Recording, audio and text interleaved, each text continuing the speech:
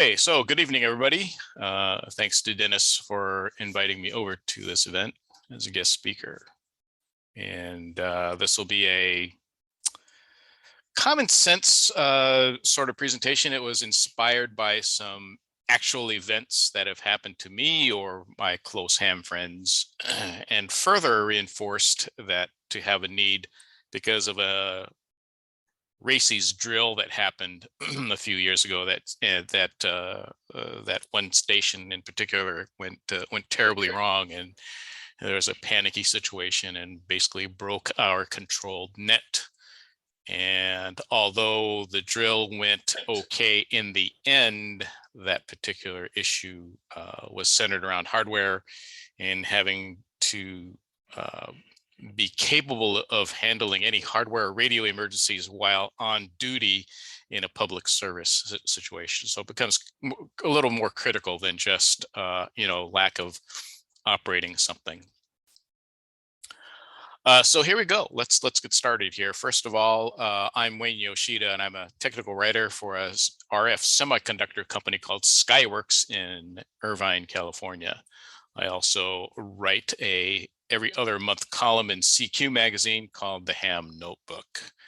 And every now and then you'll see some stories that in my column. If you're a regular reader, and if you interact with me enough, you might find yourself in one of my articles, as Dennis and Lisa may be able to attribute to.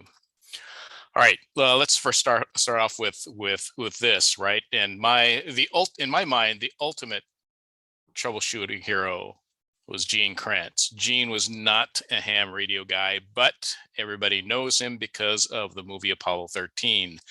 And think about what his job was, right? He was in charge of the entire mission. He is the authority when these manned missions were happening. And especially the situations came true, especially with the movie Apollo 13 and in real life also, right? He was on the ground, and without touching the spacecraft, he had to assist the guys in trouble. And one of the things that he did say, and this is captured on the documentaries that were recording the NASA comms and things, that phrase, let's work with the problem, let's not make matters worse by guessing, appears in the movie, and it did appear in the true NASA recording. So I thought that was a very cool thing to say. But Gene Kranz, yeah, my troubleshooting hero. And this presentation is geared for anyone and everyone, no matter what your station equipment looks like, no matter what license class you may have. So if your radio station looks like this, maybe, or maybe like this, or even like this, or if your antenna system looks like this, or maybe like this, or maybe like this, sooner or later, something bad may happen or will happen to your situation, whether it be a physical problem or a physical mechanical problem or any electronic RF or power issue or problem. So let's consider this, especially for what I do these days, or have done for, I don't know, 10 plus years now, as a VHF, UHF roving station in a contest.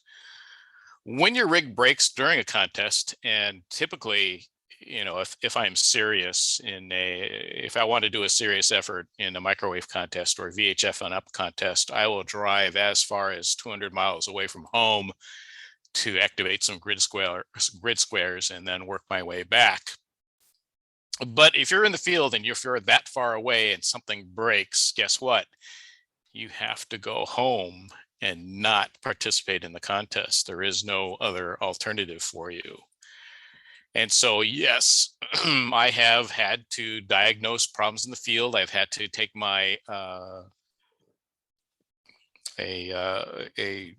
butane powered soldering iron and fix something along a freeway or highway, or sacrifice something using what tools I had in my pouch, or some scrap wire or something like that, to jumper a switch or a relay to get the rigs working again. So this is what can happen. And yes, we're going to try these things at home. All right, so this is all about checking things before we have to send it off to the service center, right? Because it will avoid a possibly costly repair, but mostly it's the downtime that most of us would be concerned with when we send something out for repair, right? Turnaround times, can vary for many, many weeks. So let's do some checking first. And why is this important? Why is checking something first really important? And that is because in just about every case, manufacturers of radios will have a statement or policy or something in the way of charging you money for things to actually take a look at your radio if it's broken, including sending in a radio and it turns out to be not broken. I think most of these service agencies or manufacturers will give you will forgive your debt and waive the fee, but in writing they have policies that services like this, and I would call it a diagnostic type of service. They are on record that they can charge you, and sometimes it's more than $100, which is a lot more than possibly a fairly decent meal for two. So in other words, it might cost you, and hitting your wallet, especially with ham radio stuff, since it's a pastime, it's a hobby, and it's something that we enjoy, should not be wasted. We shouldn't have any to spend any extra money to do things like this. And of course, these days, who has extra money, right? And so, look, although having a friend with a service shop full of gear, like this is my friend Dave Glosson, WA6CGR, he's gotten a lot of Southern California microwave stations on the air, helping a lot of us tune and fix and build rigs.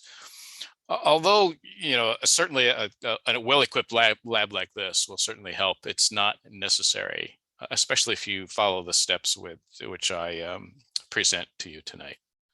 But still, we can do things that we can do. First of all, if you own a manufactured unit, even if it's several years old, chances are more than good that somebody else has the exact same radio as you do. You have.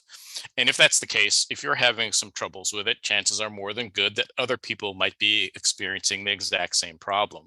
So why not check the manufacturer's website first for frequently asked questions, FAQs, or look for service bulletins or things that may indicate other people have had similar troubles.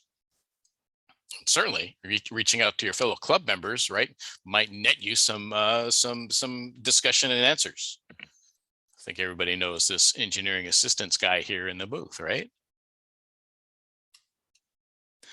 All right, so let's figure things out first, and we can use no tools, which is the name of this presentation. We can investigate using our brain and our senses. And this is how we can start to, well, I'm sorry, except for taste. Huh.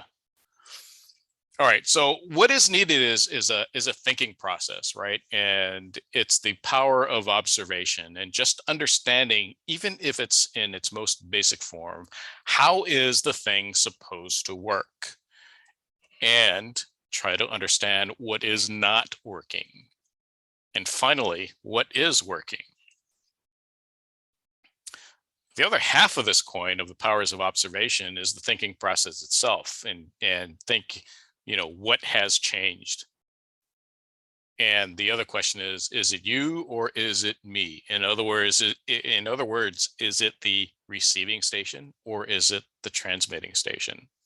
Is it you or is it me? So I like to boil it down to this into very, very simple terms, right? You've got to simply think like your radio. On the receive side, it's RF energy out of the air and the ionosphere is picked up and sensed by the antenna. It goes into the rig in the form of signals, and the stuff in the middle, the black box you call your radio, is what decodes these things. And eventually it translates it into something human beings can hear through the speaker or the set of headphones. That's it. It's as simple as it gets. Similarly, for transmitting side, it's your micro key, and sometimes in this case, these days, it's going to be a digital connection to your computer, maybe. Same thing. Stuff in the middle is the black box you're going to call your radio. Once again, no matter what type of radio it is the stuff in the middle. And finally, it goes outwards to the antenna in the form of RF energy. So once again, receiver and transmitter, no matter what band, what frequency, what type, what mode you're in, it still works the same way in its most basic sense. But sometimes after going through these logical thinking processes, you might come to a situation where the question becomes, is it really broken? And sometimes it may not be. So first of all, you want to be able to understand your radio. This was something very interesting. As I did my first initial research on this presentation with this general concept of how do these radios work, what's happening when they don't work, and wondered if there are examples of radio troubles or typical radio troubles out there. There was a YouTube video about this fellow from the East Coast, and he went on and on and on complaining about his brand new radio and how many times he sent it to the factory for service. And I think it was something like 5 times back and forth. And so from the East Coast to the West Coast, and the transit time and all the money and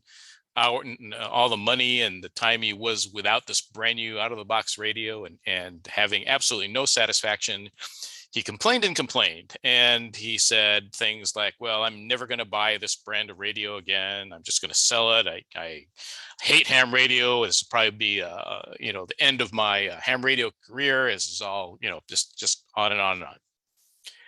And so he slowly panned, his camera and showed us his test setup. So it's a HF all mode radio, very nice, brand new unit. I recognized it, and everybody on this call would too, since it's very popular. He showed his setting, his test setup. Yes, there was a very nice dummy load on there. There was a very nice, very expensive looking, brand new, by the way, watt meter that was in line. And so he said this was a symptom, low power output. He kept complaining about low power output. He kept complaining that it's not meeting the specification on HF. Okay, 100 watt radio, right? So I'm looking at the setup. Yeah, I'm going, yes, there's a dummy load, there's power meter. Yeah, okay, so I'm thinking, bet coax or what? So he clicks the microphone and he shows us, you see, it's only putting out like 2 watts. What's going on? So of course, I knew exactly what was wrong. And like I said, it's unfortunate that he sent this radio back and forth, 5 or 6 times or whatever it was. And I sent this poor guy an email through the YouTube channel in the form of a private message, or I think it was a comment or something like that, but I did not want it published or something like that. And I know as a YouTube guy, when somebody makes a comment on on a YouTube video, you get to moderate it, so you'll see the question before it gets published. And I explained to him what exactly was wrong. I said, hey, I saw your YouTube video. I saw your setup. It looks fine, but there's one thing that you forgot. You might want to check something in your operator's manual to see if you have a certain setting set correctly. And I said, I don't think your radio is broken. And I think either the next day or sometime within the next couple of days, the video just disappeared. And so I said, well, okay, I guess he figured it out after I told him what was wrong. And for those of you in the audience, I want you to keep this in your mind, and maybe you already know the answer to this question, but maybe you already know what was quote unquote wrong with this brand new radio. And maybe if we have time, we can talk about this at the end of the session this evening. But the advice here is to simply understand your radio and its specifications and understand what the capabilities are, so you don't think a normal feature or normal situation is not broken. All right. Know your rig settings. You know, these days, everything we own and operate are backed or feature microprocessors. It's really amazing what radios are capable of these days. I can remember the days when we had, 5-channel crystal controlled 2-meter handy talkies, right? Which were quite big, almost as big as this, giant mug. But, now everything is synthesized and with microprocessors. But, just like your computer, right? One of the most frustrating things any computer is going to do, it's going to simply lock up or freeze or, give you the blue screen of death. And this can happen to our radios. So here's an example of a field day situation where a friend of mine asked me, hey, we participated in field day together, and he was kind enough to bring his very nice HF all mode radio to the park.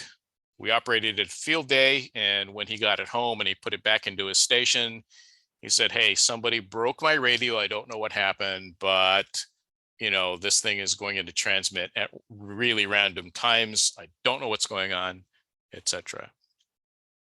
So once again, same thing. Understand that this was a fairly newly licensed, the old technician that had HF privileges. So he wanted to get on HF. He wanted to get his general license. So he got this really nice HF transceiver. And I asked him, to talk about it. Let's talk about because I already knew what the problem was, and so I wanted to see if he understood his radio. And so I asked him to go through the setup, his setup process as he turned on the power switch. And then I said, well, can you show me or tell me or describe the symptom that you're seeing? And he says, yeah, it just goes into transmit at random times. I don't know what it is. And I said, huh, really? I said, do this, try this for me. Can you tap something on the radio or your microphone or the table? And sure enough, it would go into transmit. And I said, once again, let's go through your controls and let's see if we can figure this out by looking at your setup. What's your mode switch on? Okay, it's on SSB. And we went through a checklist. And of course, I know most of you probably already know what was wrong, right?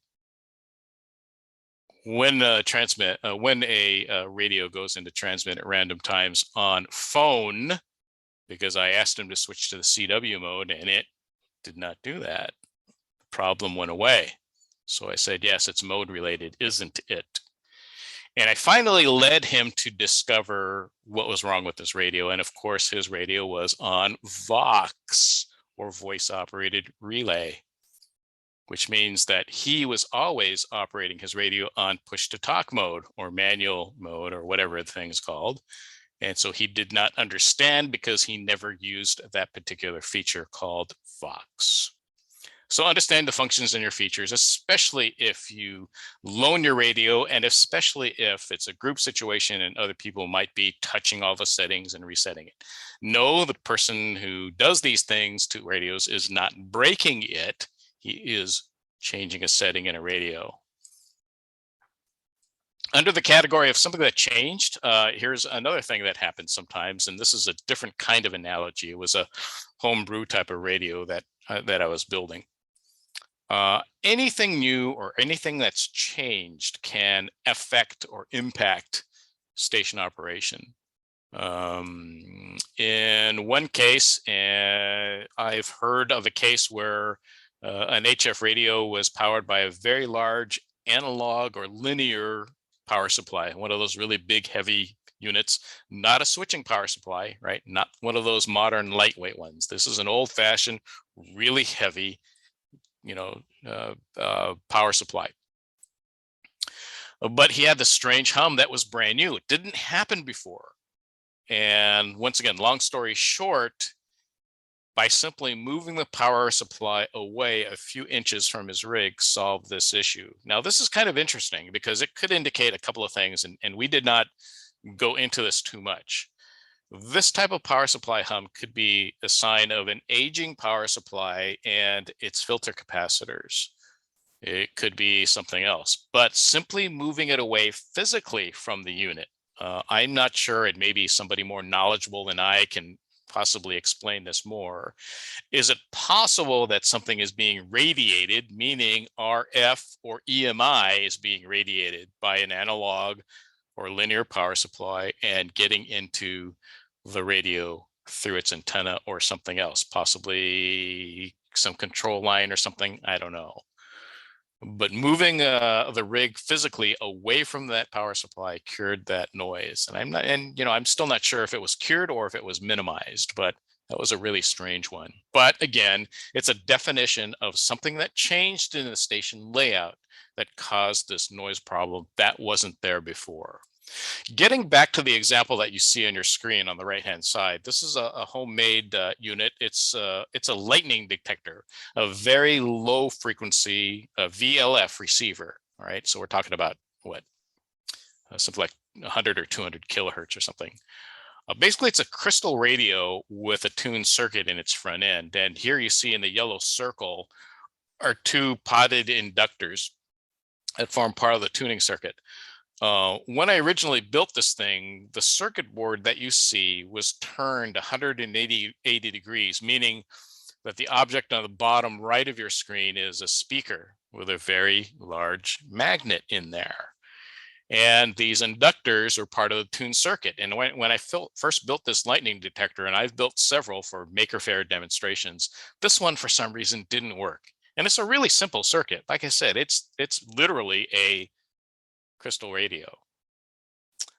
So I figured it out, and so I took a little, few minutes, and I tried to figure this out. And I go, wait a minute, these inductors are coils. Coils are magnetic. A speaker has a magnet, which can, affect a magnetic field, which could impact the inductance. So what I had to do is I removed the circuit board, turned it around 180 degrees, and moved the coils or the inductors away from the speaker, as you see here in the picture. And that cured the problem, and the unit started to work once again magically. So I thought that was an excellent example of stray inductance, improper or proper shielding, and being able to think about that process. How does it work? Or how's it supposed to work? What's not working? And let's figure things out. It turns out that it was not broken. Once again, the situation was that it was a very simple circuit, so I know I did not make any wiring errors, etc. But it was simply having to think about that process, about how things should work and what happens when something does not work. Kind of cool. I almost threw the thing away and started all over. But as you can see, it might have been quite a chore.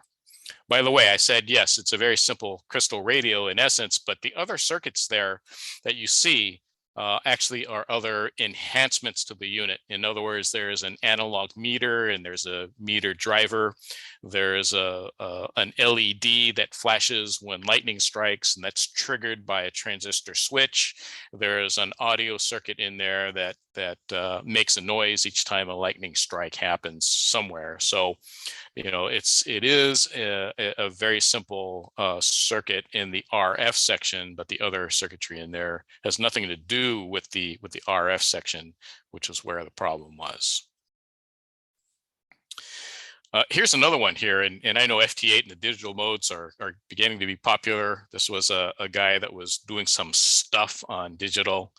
He used a vertical antenna with a tuner, and he was off the air for several months. For some reason, his station quit working.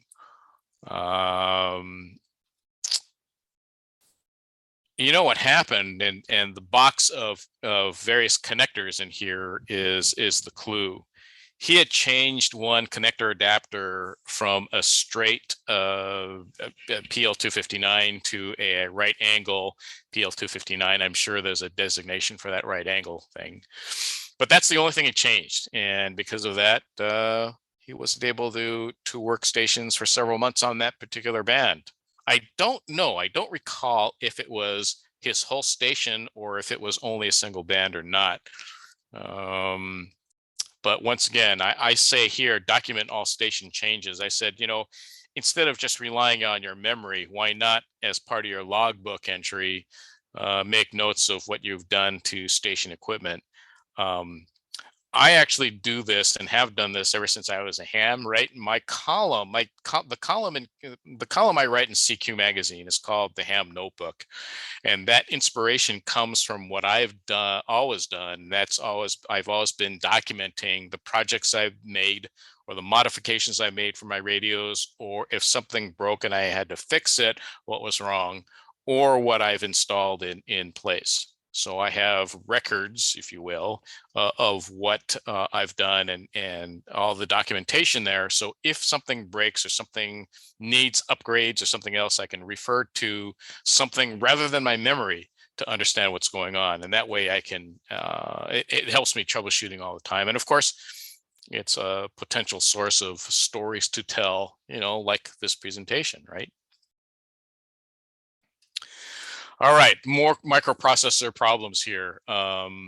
Control Alt Delete, everybody knows that famous key combination, and it's a feature of Windows products, right? It's going to go wacky sometimes. Well, guess what? Our radios, just like everything else these days, have microprocessors too. This friend of mine bought a used radio, and you can see it here. This was real strange, and she had to come over because as she was describing her problems to me, I could not figure out what was going on. I said, let's get together. Let's see if we can put the radio on a power supply and go through the settings and everything else and see what happened. The symptom was that nothing was operating like the operation manual said. Bands and modes and things were just so strange. When she brought the radio to my house, I had the same problem. I would just, I would try to adjust something, and it was just a really odd experience. So I said, look, let's first I wanted to verify with her, if she had any special memories and saved, or settings saved, or mode settings, because like all of today's radios, they have so many features and they have so many menu settings. And what I wanted to do was reset the microprocessor in the radio just so that we can have a do-over, start fresh from the radio, because bear in mind, once again, that this was a used radio. And as such, we have no idea of its history. We don't know if it was working or not working, or if it was broken and the seller tried to sell a bad radio, or what the settings were. So we just simply reset the microprocessor, and it was a weird front panel turn on sequence, and reset everything. And then guess what? Yes, everything worked just fine. I was not aware that even the simplest basic things can be saved in these memory channels of some of these radios. I mean, it was incredible to me how many features or how many modes or how many, it was just crazy amount of customization that was done to this radio based on memory channels or memory settings other than factory defaults. So anyway, of course, she's on the air with this thing now, and she's just doing fine. So reset the microprocessor if you bought something used is what my recommendation is always. If you're extra careful, I suppose what you can do is obtain the radio software and do a backup what's in there, and then do your reset. But in most cases, unless you're buying the unit from a friend who has the same operating habits as you, then maybe it could be useful to keep those memory settings. But my advice is to reset the microprocessor back to factory default on any used equipment. So here, instrumentation. This was an interesting one because it was quite expensive. This is when I was in the business, the radio business, and I had to make a house call to this dealer.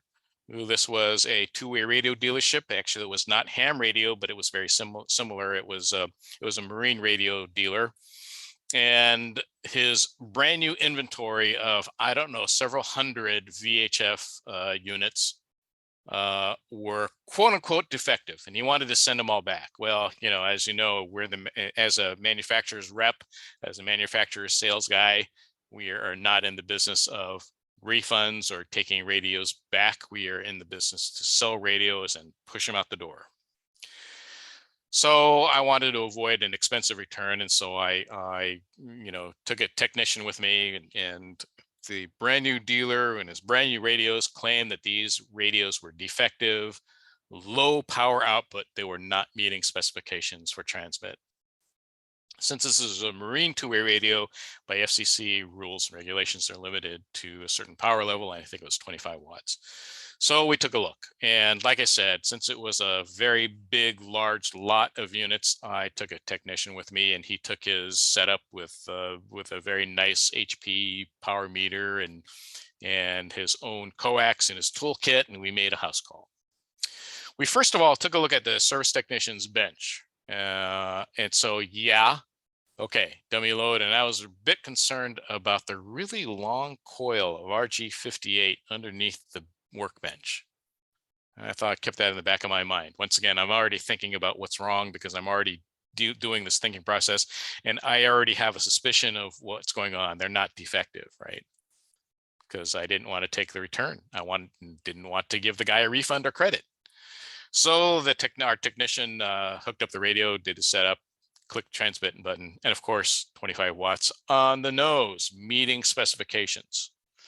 So we went back, undid all the our test equipment, put it back on the service technician's bench. Why are these radios only doing 15 to 20 watts?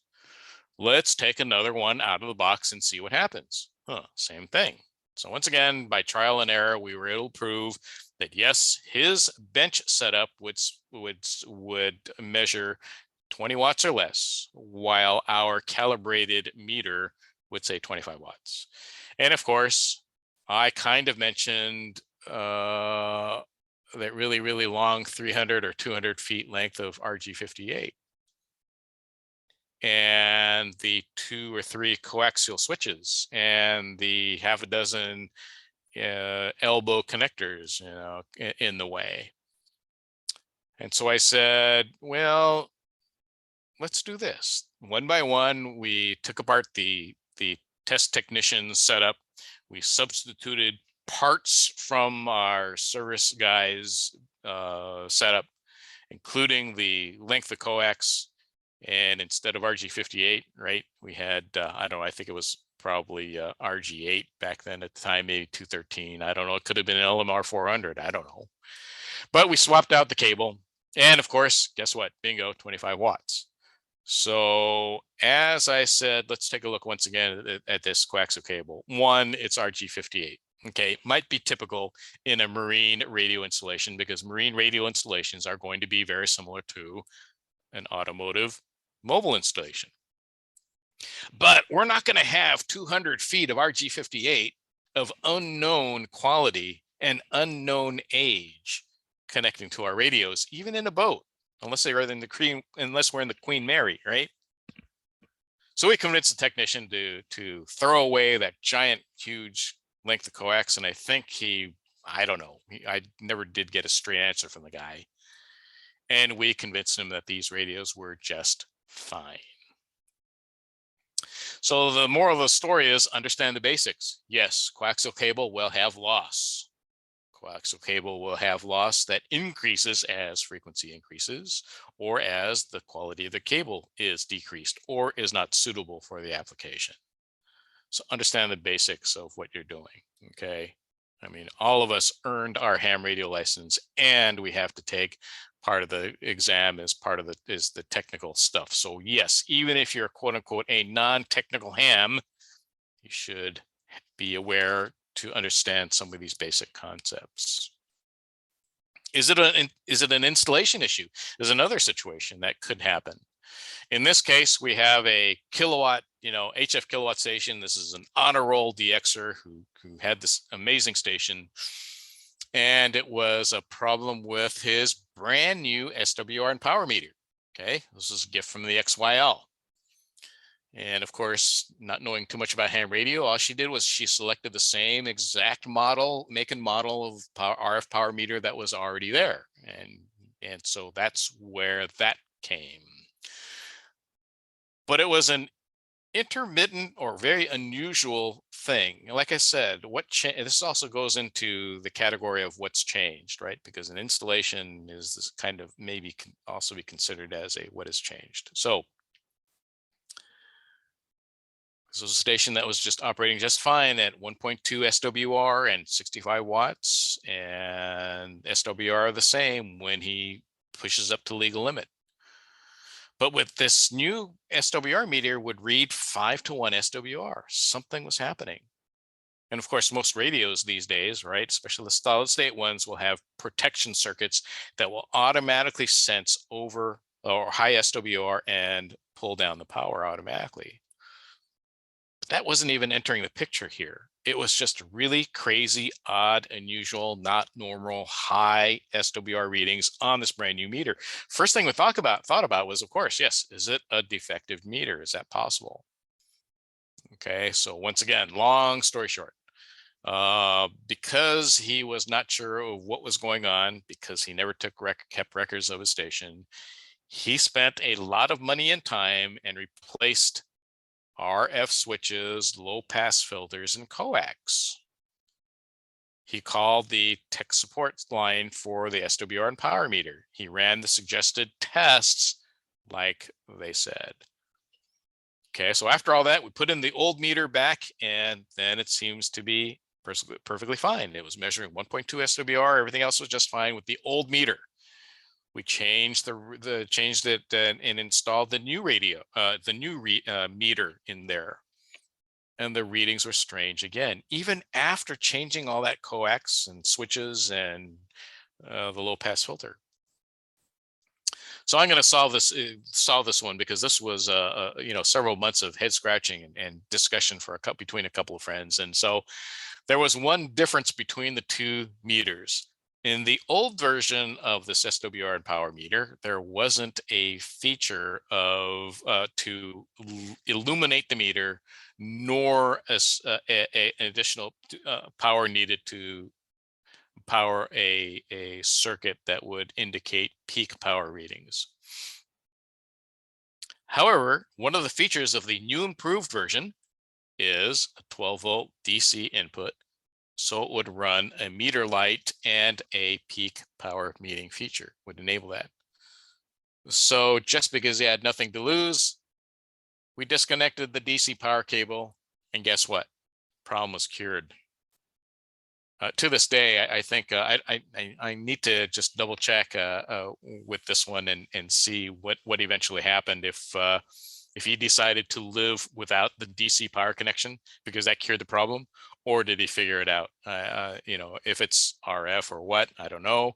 And possibly if I chokes on the DC line could fix it, but just disconnecting that DC cable, that 12-volt DC input, cured the problem. So on. Never assume anything. Sure, it was a brand new unit. Yes, it could be very possible that a brand new unit could be defective from the manufacturer, but I'd like to think that most manufacturers have a very low defective out of the box ratio. So never assume anything. Don't automatically assume that something in your setup is bad. Don't automatically assume that your coaxial cables are junk. Don't automatically assume anything, right? But you have to check some things. And this was who would know? Who would suspect that a DC power cable would affect an SWR power meter? Very, very strange. We're going to talk about multiple modes of failures next. And so, of course, this one was the scary one. And yes, no transmit, no receive, no transmit, completely dead, right? And yes, I know all the advice says, is it plugged in? Is the green light on? Is the fuse bad? Sometimes it may be that very basic thing of, is it receiving power? When I moved into my new old house, that is, I noticed more than a few of these AC receptacles were loose. And so I went through and I just basically threw them all away. I think I spent an entire weekend replacing AC receptacles in the house. But check everything. And because of this guy here, this is a puppy we had, and if I take away this yellow highlight thing, you'll see that he destroyed a couch because he was bored. And so if you have a critter like this in your house, yes, this guy had a habit of chewing AC power cords. So it's just like that movie, Chevy Chase's vacation. Was it Christmas Vacation or whatever it was? I think it was a cat that was chewing on Christmas light AC line or something. No, he never got electrocuted, but he did manage to chew a lot of lamp and power cords everywhere. But he's still alive and he still creates mischief like this. This is Rudy. It's probably because that's part of his name, right? Name Rudy. And yes, he had a habit of pulling and chewing on AC cables. And so yes, every now and then he would unplug something, and we thought, once again, simple lamp that used to be on a switch near the wall by the door, of course, wouldn't turn on. Was it a bad bulb? No. Rudy here just pulled the plug out. Speaking of power supply issues, yes, whether AC mains or battery operated, most all gadgets we have are protected by fuses. Now, being a ham radio guy, the first thing I always do to my equipment when I first buy it, I take out the screwdriver and open the covers to see what's inside, right? We are not the typical consumer of electronics goods. That sticker that says no user serviceable parts inside, we usually ignore that, right? All right. So, if you're following me, this is what I discovered one day. I had this, and this is not a ham radio gadget per se. This was a computer docking station that went bad. And once again, something as simple as that, what can go wrong with these things? In this case, it was just plain not working. And it was powered by one of those fairly big size wall wart cubes. The wall wart cube itself was fine because that little red LED was on, and it was warm to the touch, and yet this thing was completely dead. Inside, where there's no user serviceable parts, there's a little circuit board with, guess what? A fuse that's soldered in place on the circuit board. Circle here in this orange color here on the bottom left of your screen. So yeah, every now and then it can be fuses. And speaking of fuses, one of these things, and I used to work at a different electronics semiconductor company, and the boss used to always say, hey, when a fuse blows, it's not a bad fuse. A fuse is always a symptom of something gone wrong. It is not the cause of the failure, right? Some people still don't get that. Because what happens when the fuse blows and you replace the fuse? Most likely it'll, it pops again, right? So, yes, your unit is not working anymore because the fuse blows. What are you going to do? Most people will just replace the fuse. Well, guess what? You're going to blow the fuse again. The fuse is a symptom of failure. That means it's actually too much current being drawn. And what causes too much current to be drawn? It could be something shorted, which is usually evident by the smoke that's coming out of your radio by now. And what is that old saying? A $50 transistor will save a 2-cent fuse by blowing first, right? Some of us have experienced that, I think. But yeah, this is where our sense of touch would come in. Drawing too much current indicates, drawing something, and usually too much current is expressed, if you will, in the form of heat.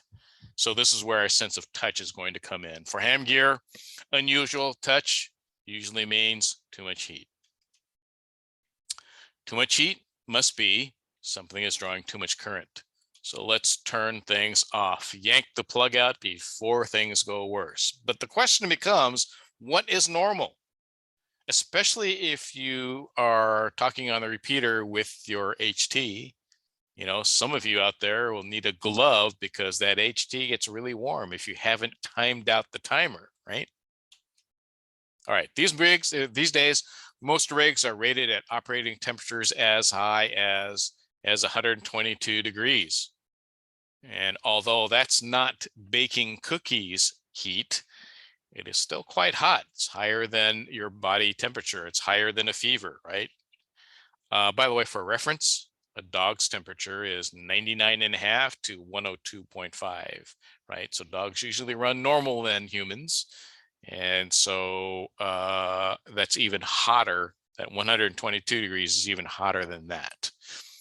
So things can get pretty toasty and still be considered normal. So we have to determine or understand what is considered normal when we're calling things heat.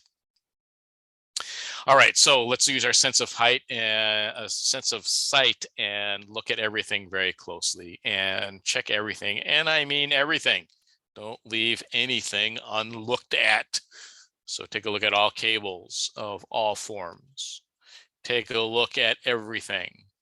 Here's an example that was really, really strange. And I think most of us, I think most of us have played around with radios and antennas and cables long enough to understand that when I say, and I can do this, but maybe I have a musical ear, but the sound of a PL259 shell tinkling or moving around or rattling around has a very unique sound, right? I mean, if on field day, right, if somebody's carrying along a roll of coax, I can sometimes tell how many lengths of cable because I can tell the number of, I can tell there's more than one PL259 connector on this end, right?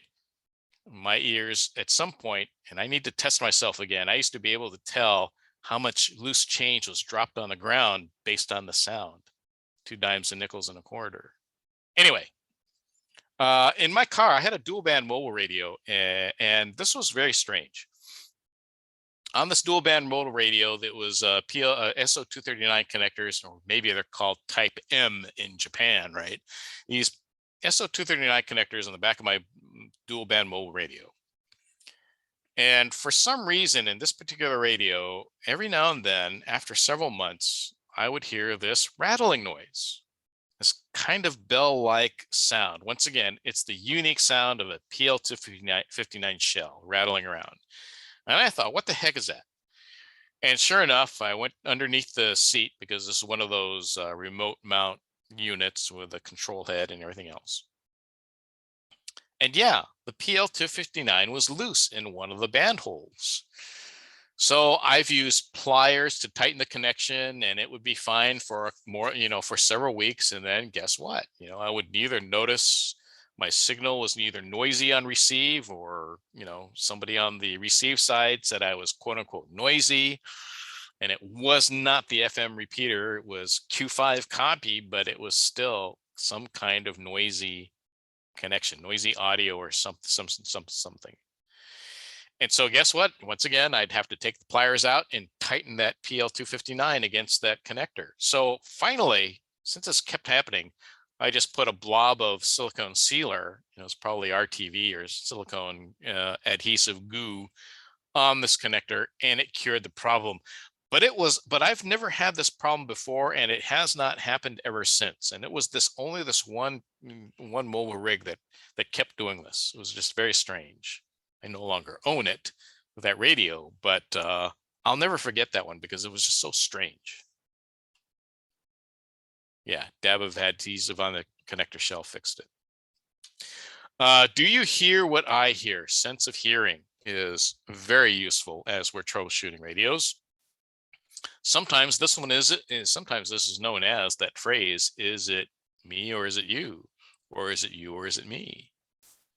On FM, FM these days, this doesn't happen anymore. I have not heard this thing about being 5 kcs off or 1 channel click off of your VFO knob. And I think synthesizers these days are much, much better than they used to be. Although slightly related to this is frequency unlock. And sometimes that's called frequency unlock, right? When your frequency synthesizer, especially if your battery power is low, especially if you're on an HT, and some HTs are more prone to this than others. And I'm going to say it was the old ICOM 2AT. Remember, if anybody remembers some of those. I can remember as the battery power got low on those things, the frequency in transmit would just have this really interesting, funny ringing note that would happen.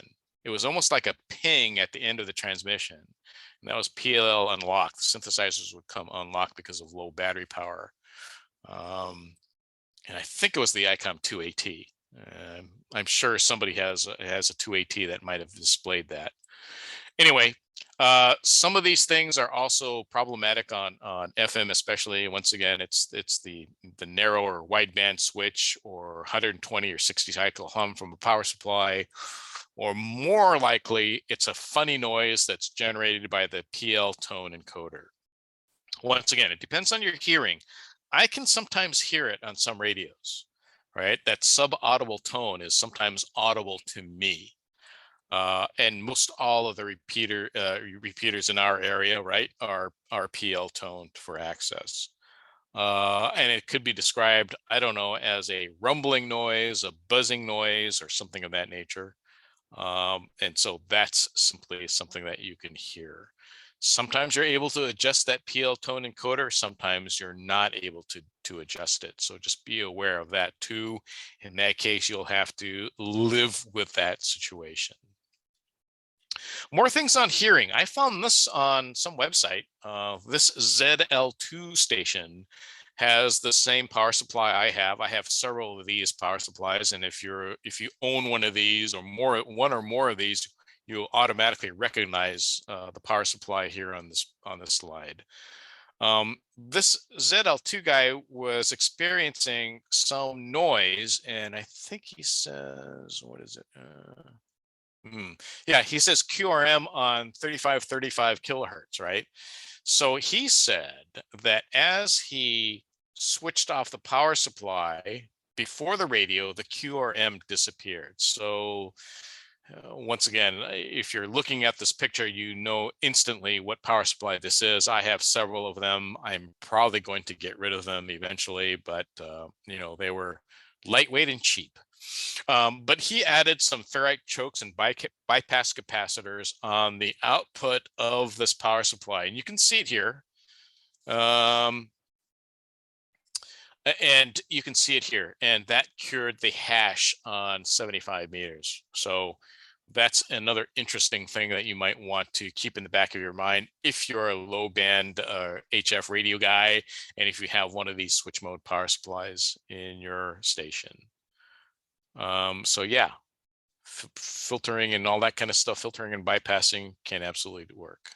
More stuff on hearing what you hear. PLL Unlock. And this is one of the ones that, once again, as microwave contesters, we come across this a lot, especially as the contest weekend goes down, or you know, it's Sunday afternoon, and you've used your car battery all weekend. Sometimes we'll hear this, and it's power supply or PLL Unlock because of low voltages. And it's definitely not normal.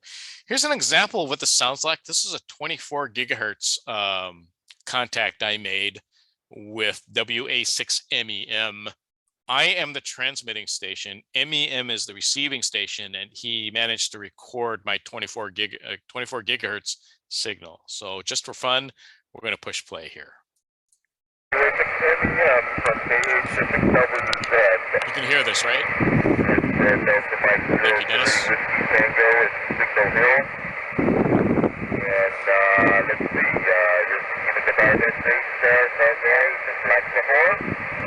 Radio seems to be working on 24 gigahertz. WA6MEM, KH6WZ, over. Okay, KH6WZ from WA6MEM. Very good, Wayne. Yeah, you're in there. We got to work on the audio a little bit. I think there's some FM going on, so that may be part of the problem. So there you go, KH6WZ, WA6MEM.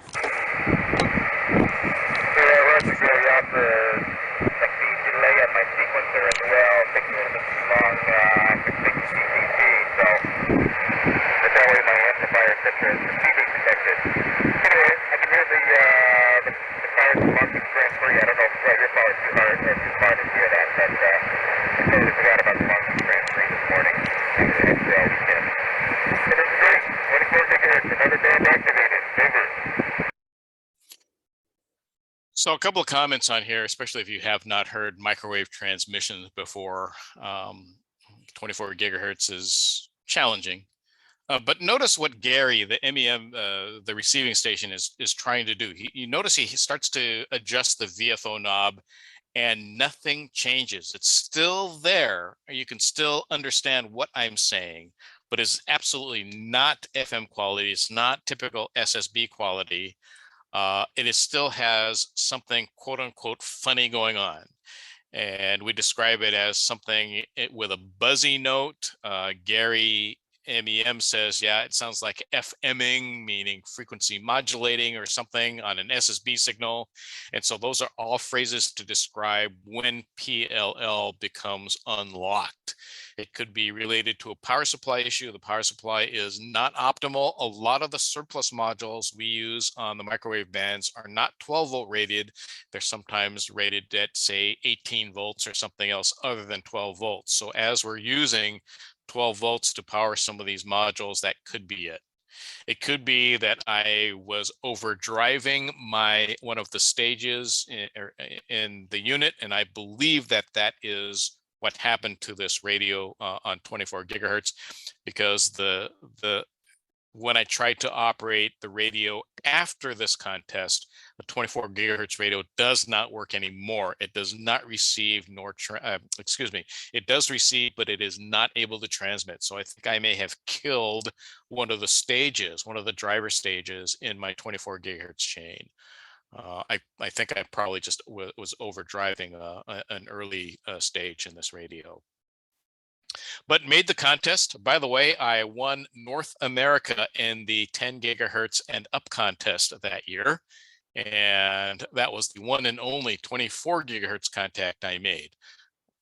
Further to that, shortly after I reported my score, won first place North America in 10 gigahertz and up. Somebody from the East Coast complained, and the contest committee changed the rules. Not to bash anybody on the East Coast, but you know, happens a lot on these contest bands. Sort of like IndyCar racing or NASCAR or Formula One racing. Anyway, PLL Unlock, noisiness, but still able to make the contact for contest points. But once again, it's interesting to hear some of this stuff. Once again, oops, no, we're not going to taste anything. Sorry. Although when I was a kid, yeah, a friend of mine used to lick, batteries just because he liked that tingly feeling we got. I don't know. I was a funny kid, my neighbor kid. What about smell?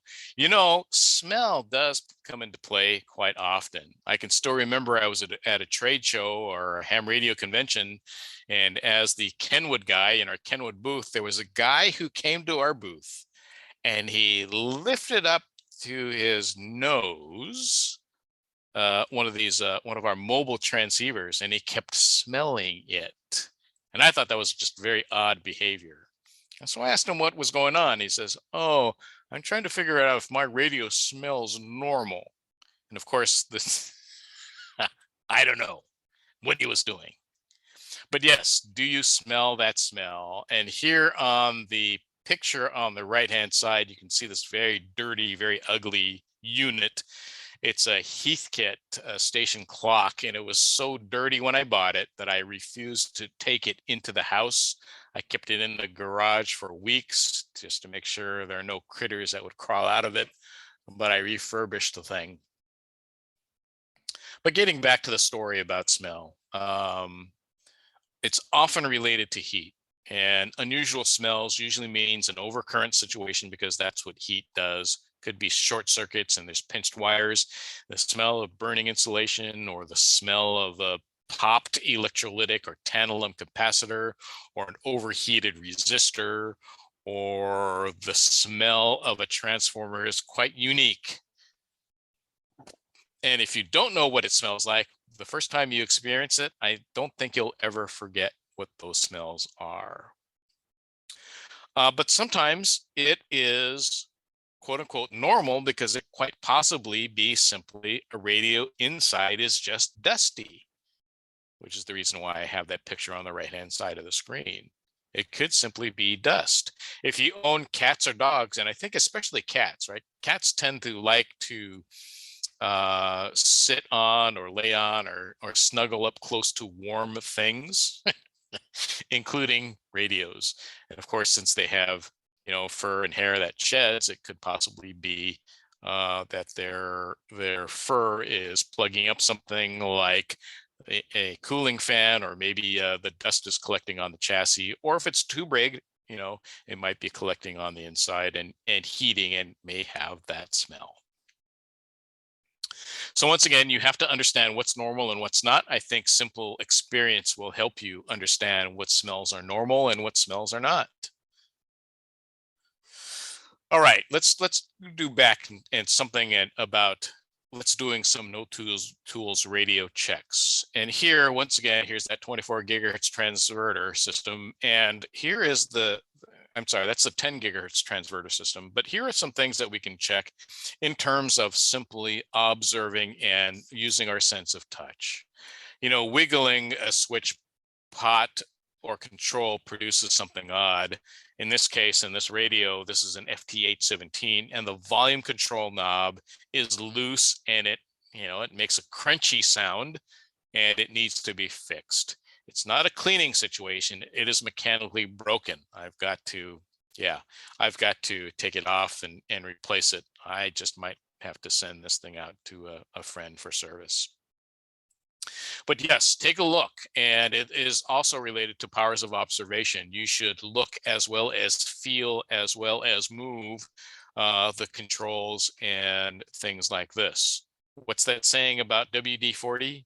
If it doesn't move and it should, use WD-40.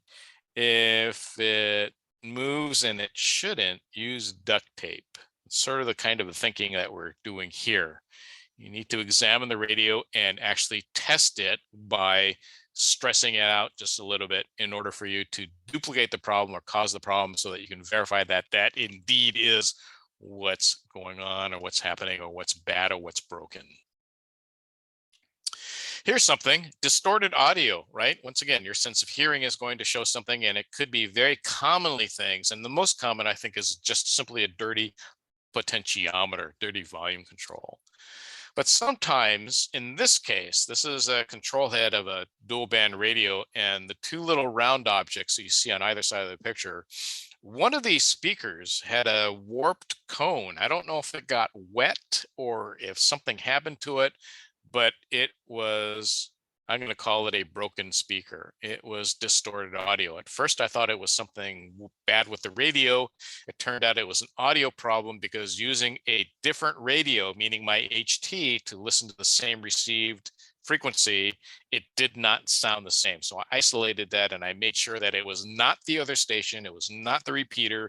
It was not, you know, the conditions on receiving. Was isolated to this particular radio and that particular band. And as I look closer, because I swapped speakers at some point, that I discovered that it was a defective speaker. Very strange.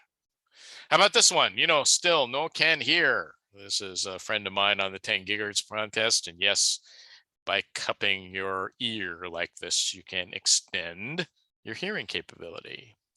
Well, we tried. Okay, so this is a situation when we try everything and it still doesn't work. And since this is limited to no tools troubleshooting, yes, we're going to use all of our powers of observation. And yes, we have to admit, even though we hate to do this, that it is time to send it out to the service center. All right, but all of your powers of observation are going to pay off, because now you can report more specifically to help the technician out, because he's going to have to be a detective, right? He's going to have to go through the same steps you have had to do.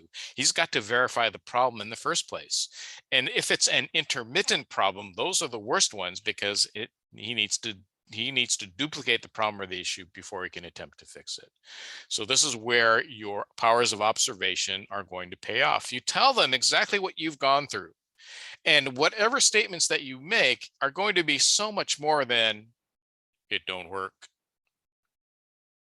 And as a guy who worked at a ham radio factory and have seen correspondence and have seen, radios that come in for service, either in warranty or out of warranty, and seeing the trouble circuits or the customer problem descriptions of it don't work more times than I couldn't believe how many times I've seen that very simple phrase, it don't work. I think we can do a lot better to help the guys out on the service end. So let's do that. Better than just not working. Packing it up, yes, most of us, including me, we save our original boxes and original foam things. I think nowadays there's folded cardboard boxes, folded cardboard things that are turning into buffers now, probably because of environmental concerns, because styrofoam and all that kind of stuff is not friendly to the environment.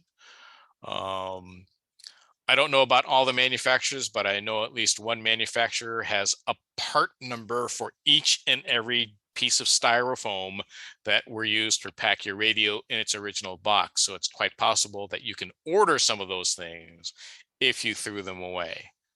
On the other hand, some acceptable practices now include foam in place that does protect these radios just fine. But you know what? I would highly encourage you, especially if it's a sizable investment, to pack it carefully and get insurance. And in order for that insurance to work even better, go to a UPS station and have them or some of the other various companies that will help you actually pack for you and send off with insurance. So UPS, FedEx, DHL, whatever carrier you choose, have them help you out. The packing alternative, of course, is to just drive it down. Have a friend, either a club member who has a reputation of being able to fix things or accepts the challenge of fixing broken things, or finding a local serviceman or service tech that offers services and go directly to the factory. Once again, I'm Wayne Yoshida, KH6WZ. I write the every other month column in CQ magazine called the Ham Notebook. And I thank you for this opportunity. Thank you, Dennis W6DQ, for inviting me to be a guest on your program. Back over to you. Yes, and thank you very much. Are there any questions out there?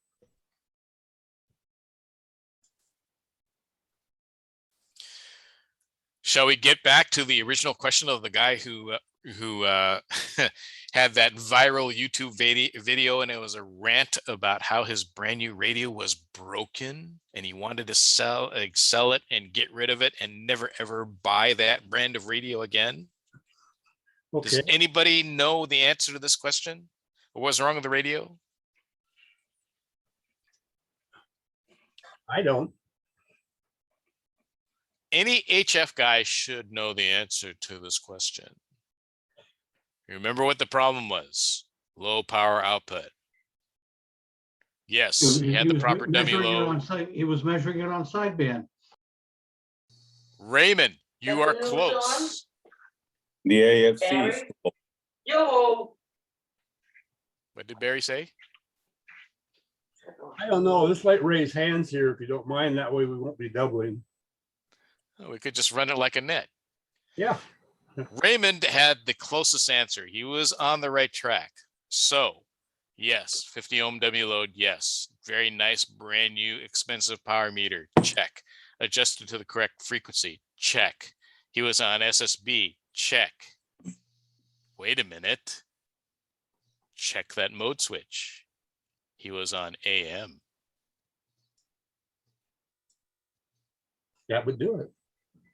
Do you ever take a look at your operation or your specification on transmitter and take a look at the 100 watt HF transmitter transceiver that you have? Took a look at the transmitter specs, took a look at the power on AM. Thanks, Dan. Raymond, you won the award. You were the closest one. Thank you. Yay, Ray. Excuse me. Okay, are there any other questions out there? Barry, how are we doing? We're good in chat. Okay, well, it's been a very good presentation. Appreciate you coming on board and doing this for us. It's very well done, very well thought out. And we'll be closing this down shortly and getting it ready to put out there. Now, you said